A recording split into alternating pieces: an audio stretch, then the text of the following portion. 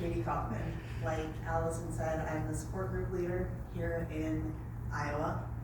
I'm a little nervous, so bear with me. I was diagnosed back in 2009 with Myasthenia Gravis. I was 19 at the time. I had no idea what it was. My symptoms first started probably 6 to 8 months before I got diagnosed. I was going to college at the time, and I remember the very first symptom that I had was I was having trouble with my swallowing. And I had really thick saliva that I couldn't spit out, I couldn't swallow, and we had no idea what it was. It started affecting my voice. I started to lose my voice, and I ended up going to an ENT. And we thought that maybe it was like a sinus infection or something. But the ENT said no, this is neurological. So he sent me to a neurologist, but I had to wait 3 months to get it.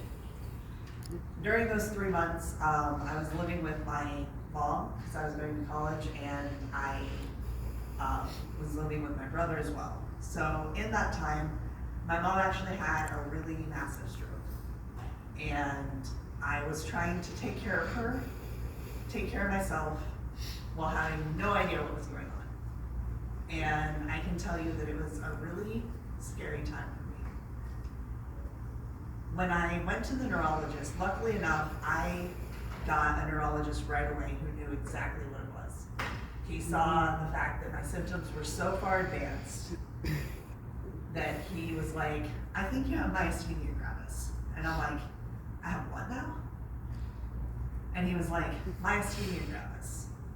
So for those of you who don't know, myasthenia gravis is an autoimmune disorder. It's fairly rare. About 82,715 people in the United States have it, and about 150 per million in the world. So it's not real prevalent, and especially back in 2009 when I was diagnosed, nobody had ever really heard of it. So I went home and I did a ton of research.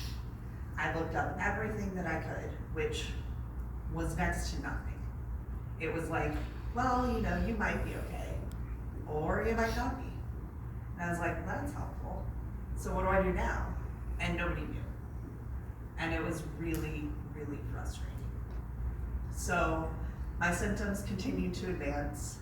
I started having trouble holding my eyes open, started having trouble holding my head up. I wasn't eating very well because I couldn't swallow. And you would think that, like, you know, if you are having trouble swallowing, just drink some water. But you can't drink water because then you choke. So it was a definite learning curve. And you know, the doctors were as helpful as they could be, but back then we didn't know a lot about it. There was very limited treatment options. So they put me on the usual course of what was available at the time, which was just medications. And I tried to continue to live my life. Still went to college, still helped take care of my mom, and still tried to live day to day as best I could. Over the course of the next 10 years, I was in and out of the hospital. And I will say that my form of myasthenia gravis has been pretty aggressive. I was refractory for a long time, which meant that I didn't respond to treatments the way that most people did. So luckily, especially now, a lot of people haven't had the experiences that I have, and I'm so grateful for that, because I wouldn't wish this on anybody. So through, you know, trying to teach myself how to take care of myself with this, I ended up in and out of the hospital, especially the first 5 years. I was in the hospital probably twice a year on life support. because I couldn't breathe for myself. It affected my breathing muscles, and because it affected my swallowing, I would aspirate, which meant that food and water was getting into my lungs. And then I would get pneumonia. Well, with pneumonia, it affects your breathing too. So, you know, breathing's kind of important sometimes, I guess. So they're like, well, we need to get you back so that you're breathing, and I'm like, that's probably a good thing. So, after probably about 5 years of that, in that time I've had what they call a thymectomy, which is another procedure. They go in, open up your sternum and take out your thymus.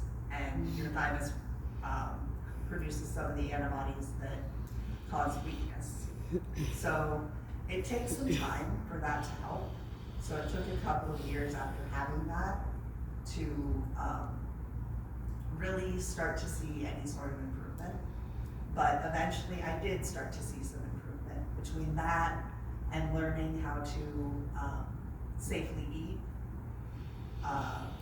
learning that I had to pace myself, which was hard because, you know, I was 19 at the time. I didn't want to pace myself.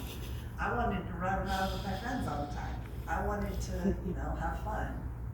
And that's just not the life of a person with chronic illness, unfortunately. So, you know, I was going through all of this and I was grieving the life I thought I was going to have. I was grieving my future, and I was also grieving the person that I was. And I was trying to find what my new normal would be. And through all of this, I still didn't have a voice. It was so hard for me to talk that I started isolating. I didn't want to be with my friends. I didn't want to meet new people because I felt judged. And when I didn't feel judged, I felt like I couldn't be a part of the conversation. It was a very lonely time.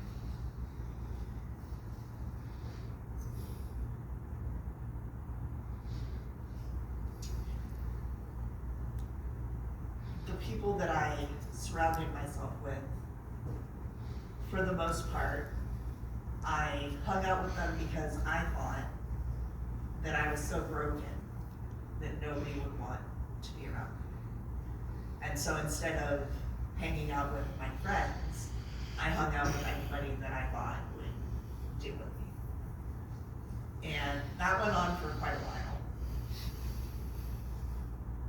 It was about 5 years ago when we started really coming out with newer treatments. Things that weren't just pills to take. So this entire time I had been on, they call it an emergency treatment.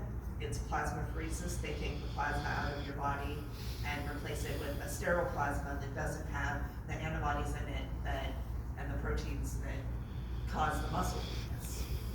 And originally that was an emergency treatment, but because I was refractory, we were using it as a maintenance treatment.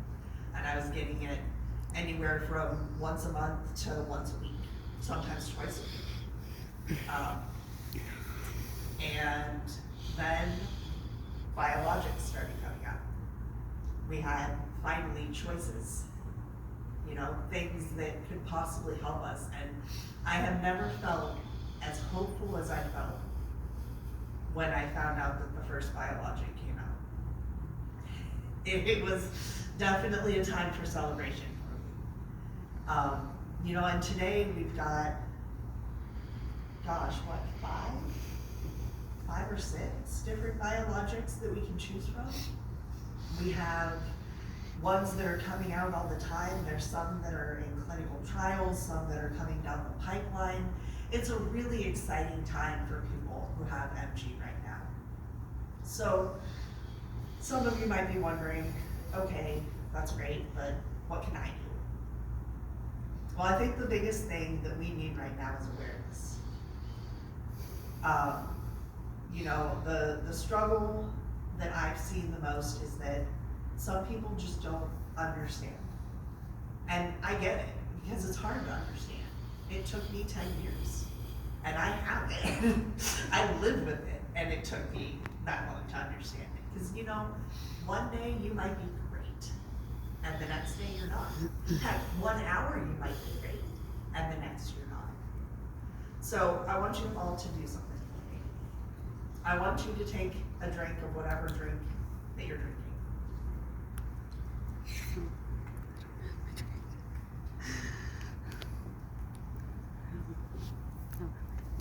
Don't really think about it, do you? But if you have swallowing problems, you have to think about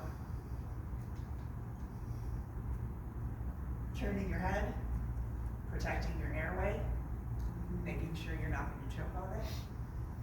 It's not something that a lot of people think about. Now, wink at me. Oh, guys. Now, it affects all of your voluntary muscles, and especially the face, the neck, the breathing, arms. So for like 10 years, I couldn't wink because I didn't have control over just one eye. Couldn't shut just one eye. I'm still not sure I can. I mean, that's good enough. I'll just stand up here and twitch. It's fine. But, you know, those are things that people don't think about. And when it comes to having a chronic illness, a lot of people think, well, you know, just request accommodations, right? Because there are things that we can do that make it so that we can do the things that other people do. And they're just simple things. And that's really great, but it can be really hard to get an accommodation, and I don't think that a lot of people realize that. I know I was working at a hardware store one time, and I requested an accommodation to sit down while I was working the cash register because I suddenly got kind of weak in my legs. And instead, the manager told me, well, if you feel sick, you should go home. And I was like, if I went home every time I felt sick, I would never work a day in my life. And it was just one of those things that if they had been better informed about having a chronic illness and needing accommodations, it might not have went the way that it did. But the way that it did, I ended up having to quit. I had to bring it to the attention of the ADA. But I mean, I ended up losing the case because with MG, you know, one day you're great, the next day you're not. And so it's hard to show them that you do need these accommodations. But the point is, if we had more awareness about what MG is, how it affects people, and how we can contribute in a semi-normal manner, I think that that would be really, really helpful. You know, and just making sure that you're supporting the people around you. You know, and I don't mean like going super far out of your way, but even just believing them. If they say, hey, I feel a little weak today, you know, instead of questioning or being like, well, you could do that yesterday. Because I can guarantee you that we are just as frustrated as the person next to us that we can't. And that brings me to the next point is when a person with chronic illness is struggling, I think that a lot of times it's harder for us to admit that we're struggling than it is for somebody else, because we just want to be normal. We don't want to have to admit that we're having trouble or we need help. And so I know in my experience when I've said, hey, I can't do something, and then somebody gets mad at me, that makes me feel terrible. Because I want to. Believe me, I want to. But I can't. And sometimes I can, but I shouldn't. You know? With myasthenia, sometimes the weakness comes on after the fact.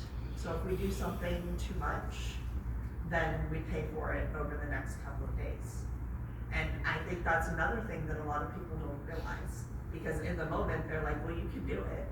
And it's like, yeah, I can.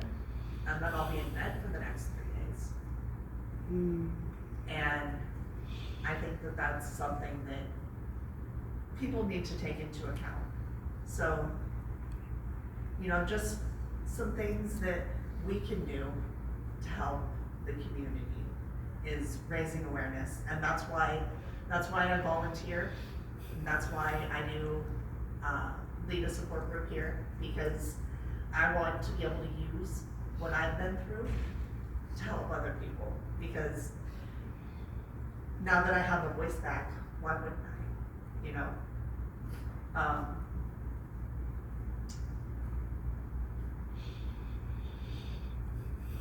I don't know. I didn't really have a whole lot planned to say.